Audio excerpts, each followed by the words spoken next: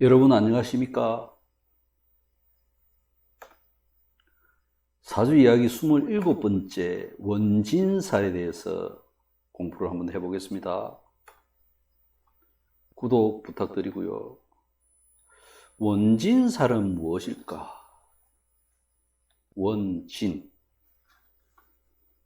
자미, 추고, 인유, 묘신, 진해가 원진살입니다. 원진살은 화내고 원망하고 미워하는 의미를 담고 있습니다. 이게 제일 안 좋은 건 원망입니다. 원망. 화낼 수 있죠. 미워해도 됩니다. 원망은 마음속에서 일어나는 일이거든요. 내 스스로가 일으킨 것입니다. 그래서 이거는 해결 방법이 나 자신밖에 없어요.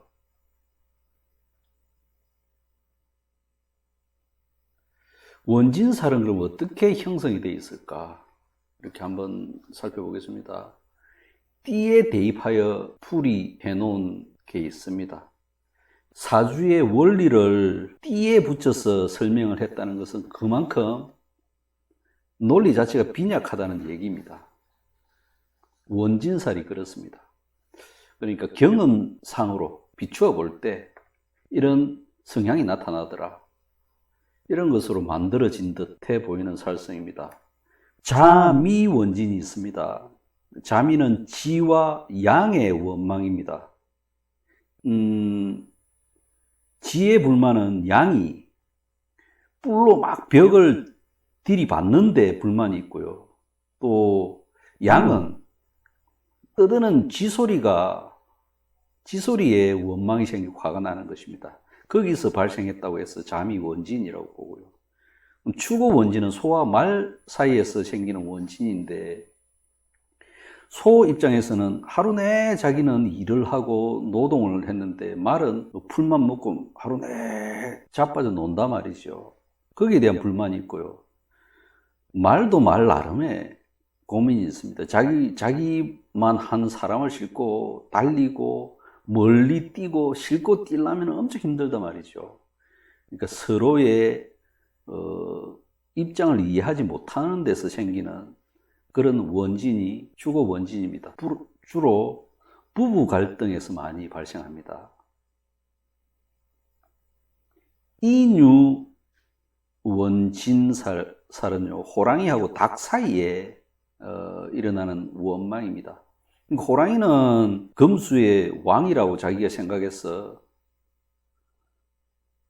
수염도 좀 기르고 옆에 목에 털도 우람하게 나고 그랬는데 자기는 왕관이 없단 말이죠. 근데 쪼매난 닭이 그 왕관을 차고 있는 거예요. 그래서 거기에 대한 시기 질투에서 비롯된 원진살입니다. 닭도 할 말이 있죠. 내가 그렇게 만들었나, 그렇게 타고난 걸.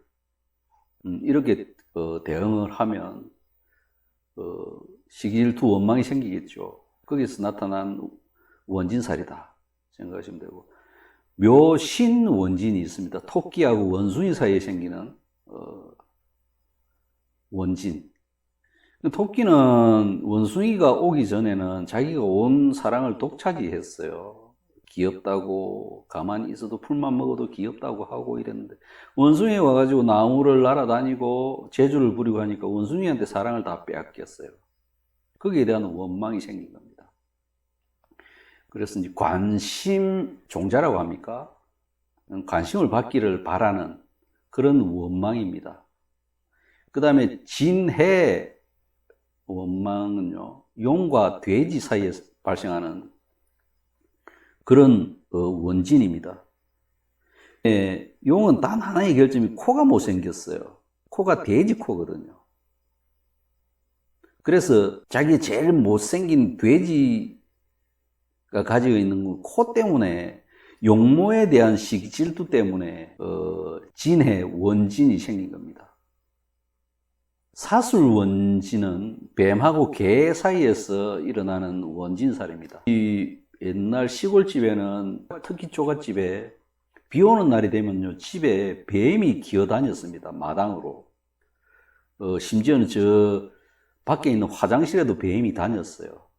뱀이 지나가면 개가 짖습니다. 그래서 뱀 입장에서는 개만 짖지 않아도 무사히 마당을 지나갈 수 있었는데 개 때문에 들켜서 목숨이 위태로워졌다.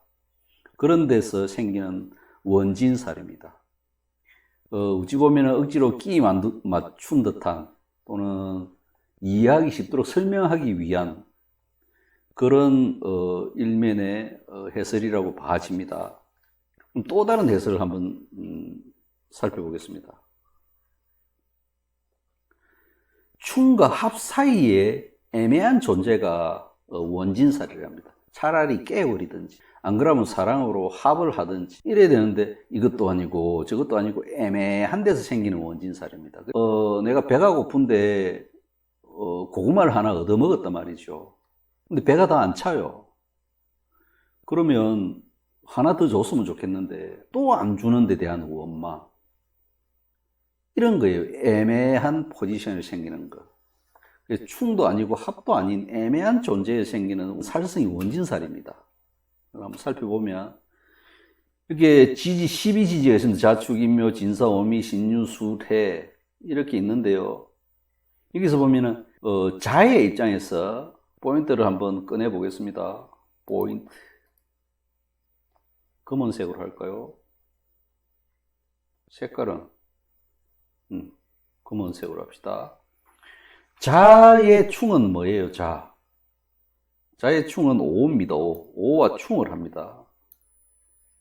이렇게 충과 그러면 자의 합은 신자진 합이 있습니다. 신자진.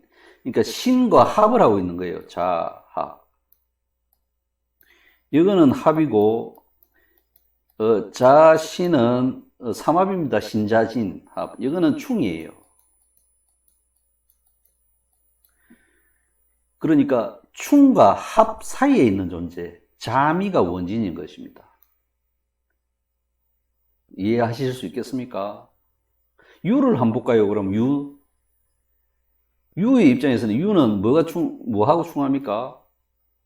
묘와 충입니다. 충하고 그러면은 합은 사유축과 합입니다. 사유축 합. 그러면 합과 충의 가운데 있는 인유가 원진살입니다. 다른 것도 이런 식으로 살성 형성 과정을 살펴볼 수가 있습니다. 이게 원진살이에요. 이렇게 형성이 돼. 이거는 어느 정도 좀 논리도 맞고 어느 정도 타당하다고 봐집니다. 합도 아니고 충도 아닌 애매한 관계, 그게 원진살성으로 나타난다. 이렇게 보시면 됩니다. 문헌에서 나타난 원망, 원진을 한번 살펴볼까요? 이직보원, 이득보덕. 요거는 논어에서 나오는 문장입니다. 논어는 공자의 말씀을 기록해 놓은 게 논어죠. 원망을 정직으로 갚아야 된다고 그랬습니다. 정직. 이거는 정직입니다. 무슨 말이냐? 덕은 덕으로 갚고요. 원망은 정직으로 갚아야 된다 했어요. 예수나 또 불가의 사람들은 감정적인 사항을 뛰어넘어서 절대적인 사랑을 얘기합니다. 아가페적인 절대적인 사랑. 그러니까 용서하라고 하고요. 자비를 베풀라고 합니다. 이 원한을 가진 자에게도. 근데 공자는 참 현실적인 사람이에요. 원한이 있는 사람들은 정직한 감정을 가지고 그 상황에 맞게 또 사랑, 미움을 버리고 아주 공정하게 사사로움 없이 대해야 한다고. 상대방이 원망을 가졌는데 사랑을 감싸든지 또 자비를 베푼다든지 이렇게 하지 말라는 거예요. 사사로움 없이 대해야 그 원망은 되풀이되지 않고 다시 생기지 않는다. 어떤 절대적인 사랑, 자비 이런 것에만 의존하면 그게 해결책이 되지 못한다. 이렇게 보신 게 공자의 원망, 원진살에 대한 기록들입니다. 참고를 하셔서 원망은 정직, 사사로움 없이 지극히 공평하게 대해야 된다고 공자님은 말씀하고 계십니다. 결국은 원망은 내 마음속에 생기는 거라서 내 스스로가 꺼야 하는 것입니다. 참고를 하시고요. 이것으로 원진살 첫 번째 시간을 마치도록 하고요.